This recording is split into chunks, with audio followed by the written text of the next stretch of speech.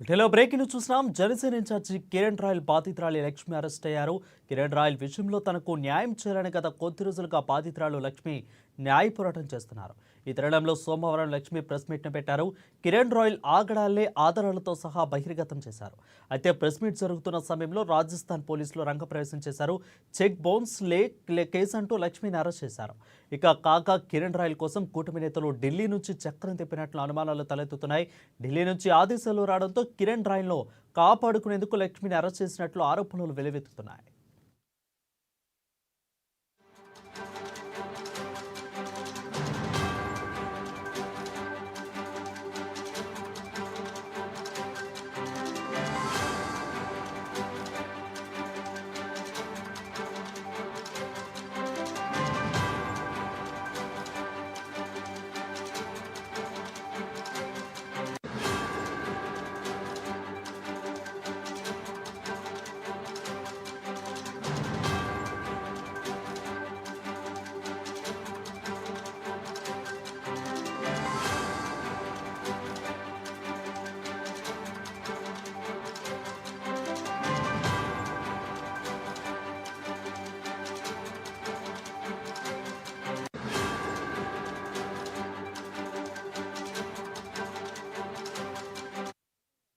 ఇక Janasena incharge Kiran royal బాధితురాలి Lakshmi arrest అయ్యారు. కిరణ్ రాయల్ విషయంలో తనకు న్యాయం చేయాలని గత కొద్ది రోజులుగా బాధితురాలు లక్ష్మి న్యాయ పోరాటం చేస్తున్నారు. ఇక ఈ తరుణంలో సోమవారం లక్ష్మి ప్రెస్ మీట్ను పెట్టారు. కిరణ్ రాయల్ ఆగడాన్ని ఆధారాలతో సహా బహిర్గతం చేశారు. అయితే ప్రెస్ మీట్ జరుగుతున్న సమయంలో రాజస్థాన్ పోలీసులు రంగప్రవేశం చేశారు.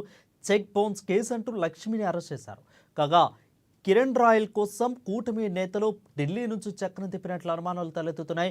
ఇక ఢిల్లీ నుంచి ఆదేశాలు రావడంతో కిరణ్ రాయల్ను కాపాడుకునేందుకు లక్ష్మిని అరెస్ట్ చేసినట్లు ఆరోపణలు వెలువెత్తుతున్నాయి. నాకు ఏ పార్టీలతోనూ సంబంధం లేదు, నాకు ఎవరూ తెలియదు కూడా. నేను ఎవరితో మాట్లాడాలని నేను అనుకోవట్లేదు. నేను ఒంటరిగా పోరాటం చేస్తున్నాను. ఒంటరి పోరాటం చేస్తూనే అడుగుతున్నాను. నేను ఎక్కడ ఆడపడుచున్నా నిలబడతానన్న పవన్ కళ్యాణ్ గారిని, జగన్మోహన్ రెడ్డి గారిని, చంద్రబాబు నాయుడిని ముగ్గురిని అడుగుతున్నాను. నేను నాకు న్యాయం జరిగేలాగా చెయ్యండి, నాకు అండగా నిలబడండి. నేను ఒంటరి మహిళని, 2 బిడ్డలు పెట్టుకోనున్నాను. నాకు ఎప్పుడు ఏం జరుగుతుందో తెలియదు. అతను ఎవరిని పంపించి నన్ను చంపిస్తాడో నాకు తెలియదు. నేను చనిపోయినా కూడా, నన్ను అతను చంపేసినా కూడా నా బిడ్డలకి న్యాయం జరిగేలాగా చెయ్యాలని చెప్పి చేతులెత్తి నేను అర్థిస్తున్నాను. నేను అందరినీ దయచేసి ముగ్గురు రాజకీయాల్లో ఎవరైనా కాంగ్రెస్ ప్రభుత్వం అన్ని వర్గాల ప్రజల కోసం